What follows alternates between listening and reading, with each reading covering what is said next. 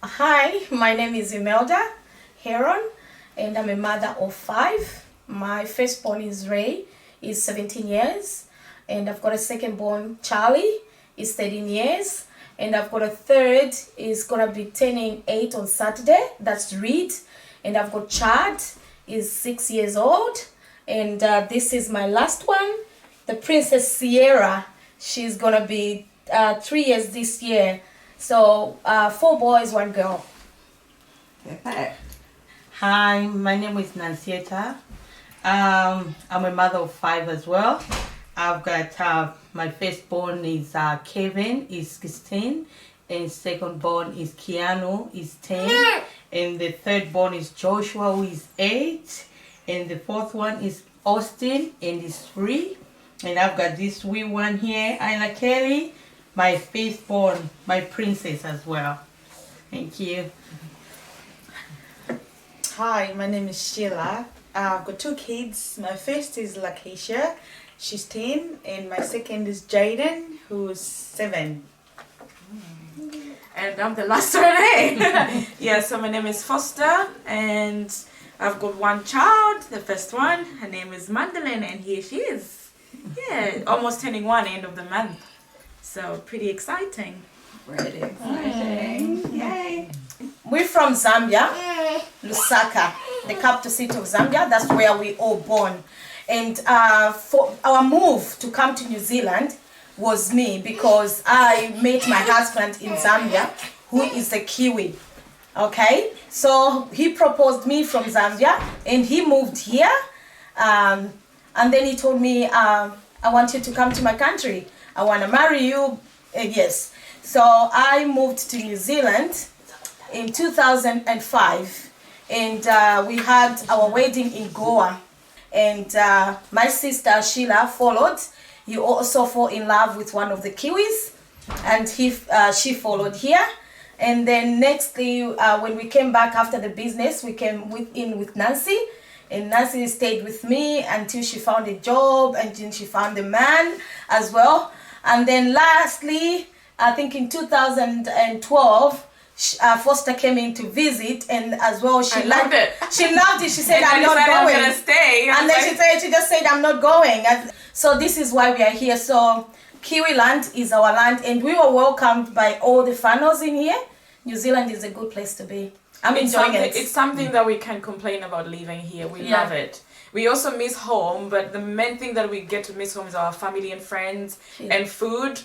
But we really love it here. This is really our home. Yeah, so we have mom and dad visiting us here, and we've got 1 brother, and we've got 2 brothers over there who are married, and they have kids as well. Yeah, they love it here as well. Yeah. So in the majority of the grandchildren are in New Zealand. Yeah. So my firstborn was born in Zambia, and I didn't have a midwife, and it was really hard, because when you are pregnant, you have all these feelings, all these hormones, and you just have to go to the hospital to go and see the midwife. And sometimes I used not to go. Sometimes I'll go. Mom used to push me, go. But yes, I had my baby there, and it was okay. It was forced labor, but it wasn't good. I was going to have a C-section in the way I had my baby normal, with help of oxygen or whatever they might give me to push the baby. So yeah, we came here when he was 1 year 8, and then in 2007 I had my second-born baby, and I was in Goa, and my doctor was very nice in Goa, and he asked me, you have to choose to have a midwife, or if you want, you can be coming to a GP. And I didn't know what he was saying, and my husband also, because he doesn't know. And I'm like, okay. And he says, no, somebody will be coming home to look after you. I'm like, what? Am I going to be paying money? And he said, no, we won't be paying money. It's all sorted. They'll be coming to look after you, check the baby. And I'm like, wow, what am I doing? What is this place where a doctor is going to actually follow you home? So I said, okay, at first I'll use the GP, because I don't know anyone, because you have to choose the one you like. So as the days goes by, after I had the baby, somebody came in, a midwife and the blanket nurse, Oh my God, it was amazing. And I'm like, why didn't I even take you the first time I was pregnant? Oh, I had the best experience ever in New Zealand. I'm like, I was telling my sisters back home, I'm like, you better come and have babies here, man. The care is just nice. I just enjoyed it. They took care of me until even all the other kids that I had, the 4 kids that I had here, I had a good experience in New Zealand having kids here. They took us in their hands, like everything was good. Yeah. That's why we have beautiful and healthy kids. Yeah. It's really been like, it's, I guess you have to experience it to fully understand it. But from our point of view, we had a group of beautiful midwives that know their job like just the back of their hand, and they helped us through. And our kids all grown up, and when it came to breastfeeding, no problem at all. But I had to share my milk. Nancy shared her milk. No, I had to share because we were pregnant at the same time. And my baby came out like, very small. Very small. And then I had more milk. And then Sheila had a very big baby. Milk. And the baby wanted milk from me with a small baby. And my baby was small but quite strong after, I would say 6 weeks or so going up. He was going strong, but he was just too tiny.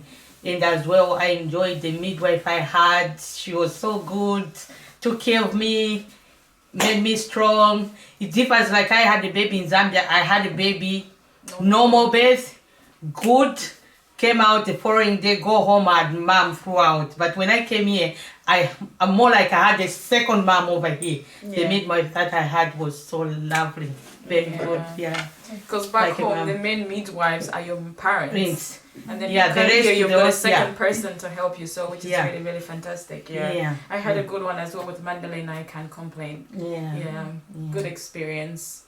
I'm the last one having a baby here at the moment, and I feel like I've got 6 midwives, I should say, because all my sisters, because from the time that I got pregnant, I told them, I started having all this advice, which were really helpful.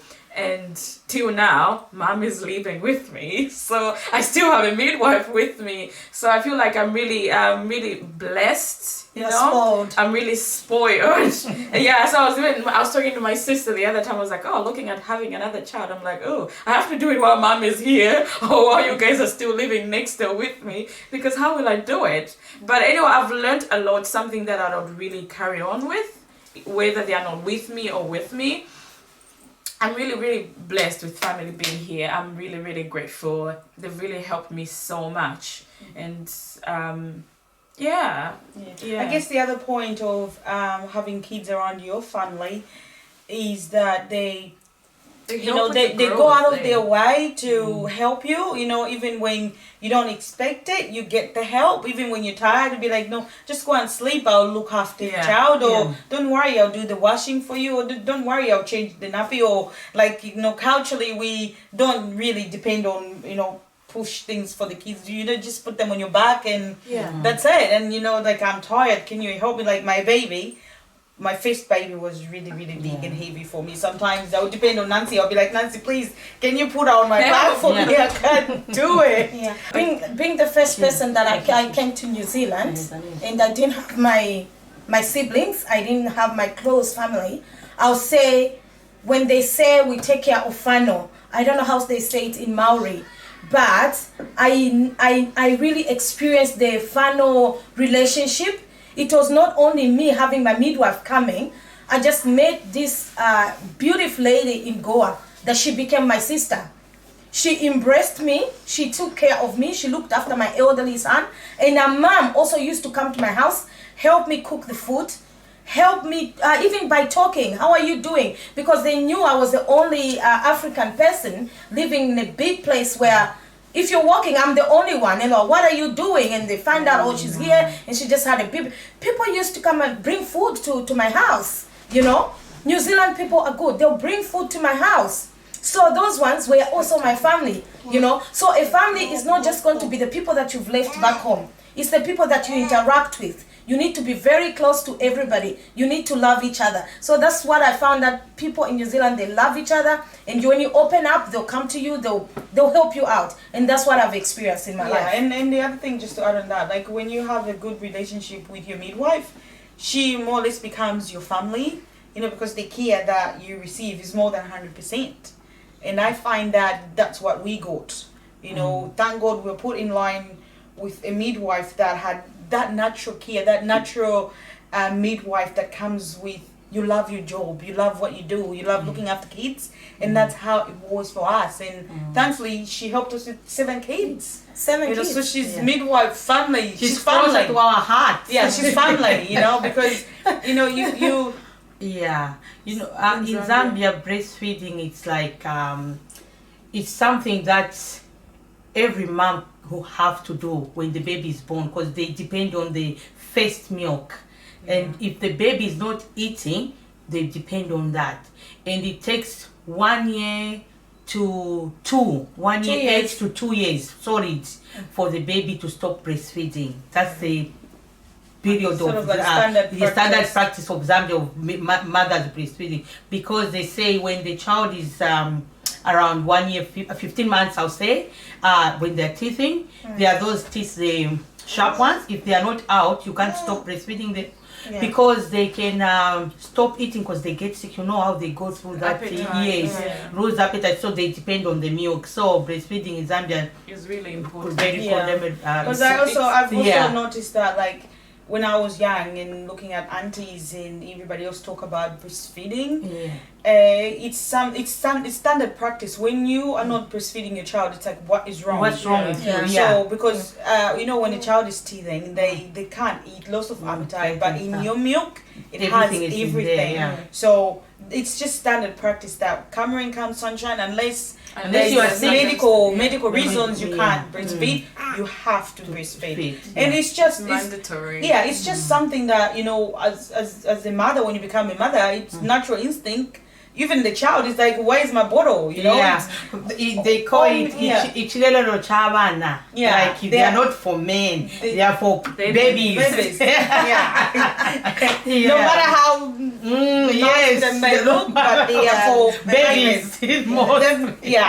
The breast of a woman in Zambia, for them to be more attractive when you have it breastfed, because when you show off, like I've got, walk, but when you have a kid all the time, it's like it's out. So men just she's breastfeeding. It's not like there are people here. No, it just comes out. Like, even in a bus, in a cafe, in the mall, it's sort of like everywhere. It's a cultural thing. We don't even, because here you feel so like out of place. Like you go to the mall and your child wants to breastfeed and you can't freely just. You have to cover yourself and sit somewhere, like cover yourself. But over there, it's like, you could be in the bus, you could be anywhere. But obviously, you're gonna have to be in a public transport. Obviously, you're gonna have to be respectable about it. But it's something that it's nothing I can do. The baby is hungry. They need to feed. So you just have to remove, give it out. For anyone that's looking at moving to New Zealand from anywhere, or for example from Zambia, and planning to start a family here in New Zealand, there is midwives, there is childcare that you can get, there's plan care, there is good help and all the standard practice. All you have to do is just communicate with them what you think, or how you think their help, or how you think they should help you, just bottom line, communicate with them on how comfortable you feel on certain things.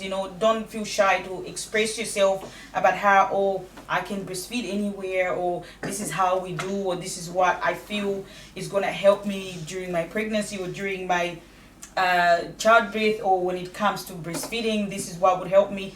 You meet each other halfway and everything should be fine. Healthcare, I'll say healthcare in New Zealand is very, very good.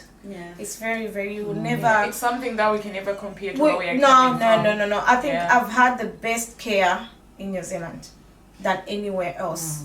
The countries that I've traveled. I've had the best care here. Even when I went to Zambia for holidays with my kids, I struggled it. It's my country. I struggled it to find someone who's gonna look after my babies 100%. You know, I have to struggle. You know, there are hospitals there, but they are private ones. They're expensive. You have to pay. But here they're not even expensive. They're just government hospitals. You just go in there, you'll be taken care of. But if they're government, they don't have those, the books like they give us when a child is born. Yeah, I'll tell you one thing. I tell you one thing. I went to Zambia with Charlie, my second born. You know, so he was a baby, and I had this mentality. My midwife said, when you go to Zambia, just go and take for weights and check everything. So I went to our local clinic, and then I said, I've brought my baby for a checkup because he's due for checkups. Just check him out if he's alright. So they said to me, bring a book, and the book they're asking for in Zambia. Well, I'm not discouraged. I'm not saying too bad about my country, but when it comes to healthcare, there's no much help from the government. That I'll say. Okay, the books that they were asking me to provide was just a notebook. So I'm like, what do you want a notebook from me? I've got this, and I provided the blanket book. I said, this is where you write all the information about the child, and then it's got all the information to help us mothers. You know, and all the communication, if your baby is sick, what to do, everything is in there. And the growth of the baby, everything is in there. So she went and flipped. She said, she's like, I need to write the weight of the baby. I said, it's here. This is where you need to write the weight of the baby. She got the book, she posted, Mommy, sit here. Where are you from? I said, from New Zealand. She went in the hospital telling everybody, come and see, this is what we call government.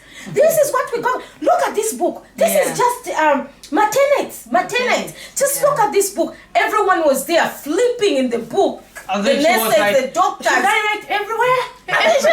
And then she gave me, people were giving me numbers. I want to come to New Zealand. I want to move to New Zealand. This is my email. I said, I just corrected it. I said, okay, I'll try if I can help you to come to New Zealand. I mean, this is the best healthcare I can see. Even the book can tell. You know, mothers are being so, and then they asked me questions, said, explain to us, what is this they do to you? I said, when I come for a checkup, I don't even have to come here. They come home. Because we have to queue. You have to queue. Yeah, they come home. And that's an organization which is supported by the government. You know, women, they've got something to do. They go and see the women in their homes. They help them with their babies. If they're having trouble to breastfeed, they'll give them the knowledge. This is how you do it. This is how you do it. The baby, they come to your house. And so that helps women to do something, not just to sit down. Oh my God, I wish our government can do something. Well, I'm talking from experience. It's really funny. Like, you know, I didn't have, when my baby was big, everything, after all the complications that I had, everything was fine. This big baby, I didn't know what to do with it. I was like, wow. Then my sister coming in, her baby small, and I was like, when it came to breastfeeding, I ran out of milk. I wasn't producing maybe for the first 2 nights, I think. I'm not sure, but something like that. So I had to get some milk from my sister who had a tiny baby, but plenty of milk. It was so funny, but I got help. It's really, it's a very good experience. You know, sometimes people get depressed. You know, they get postnatal depression when it comes to new baby. I don't know what to do. Or who should I look to? Who should I ask? Who should I talk to? But your midwife in the healthcare in the hospital, just use it. Talk to them, open up, because the more you cover yourself up, you won't break through. Zambian culture, it's pretty normal to share the milk. You don't need to say anything. Pretty much. Because I'm one of them. I had my auntie's milk when mom didn't have milk, so I'm healthy. So in Zambian culture, it's pretty normal. Before in Zambia, when I was born, people would just bring out, give a mine. Because there were not so many diseases that would just confuse people. But now, because there's so many diseases like HIV, whatever diseases people can have, so they have to test you. They have to make sure you sign a declaration to say you are fit and well. So they're also following that practice as well to make sure, because there's a lot of HIV in Africa. But so, it's practically standard. You know, it's normal. Yeah.